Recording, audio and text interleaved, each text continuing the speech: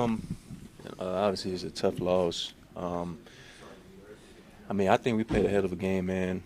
Both sides of the ball. We fought, we battled. Sometimes, the result sometimes doesn't end up in your favor, but at the end of the day, we still got stuff we could work on. It's a long season ahead, and that's what we're looking forward to. You've been through, a couple of years with the Broncos. Have you felt any feeling like this post game before?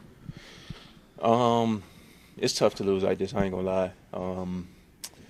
It's very tough, especially when you fought hard, you battled all the way through 4 quarters, and a result like this. It also makes it seem like you still left some things out there on the table.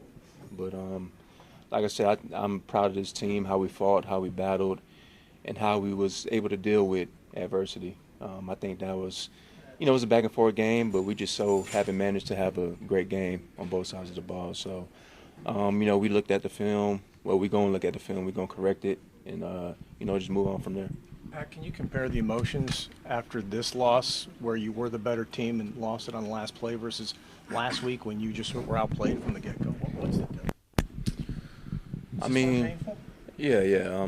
I think it's more painful. Obviously, you take your wins and losses, but I think this is something that's going to be hard to really forget about because, we was right there to the thick of it, to the end of it. And obviously, we all knew coming into this game what type of game it's going to be, but to come down to the last second like that and lose, obviously, it's kind of frustrating. But we still got a lot of season left. We got 6-7 more weeks, however more weeks we got to do to, get this thing on the road again and, get some wins on board for sure. Can this be a building block, taking the negative from this tough loss and build on? Now you can go toe-to-toe with the undefeated champ? Yeah, it is a building block.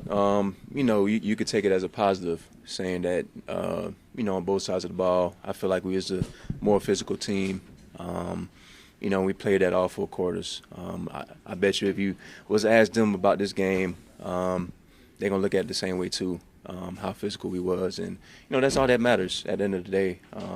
Obviously, with a great team like that, we got to play games like that for sure. So it's definitely building blocks moving forward because we know what we're capable of. We just got to keep on executing day in and day out. What do you got to do, Pat? You talked about it's a tough one to forget, but this is the NFL game after game. What do you got to do to get it out of your mind as quickly as possible heading into a big game against Atlanta?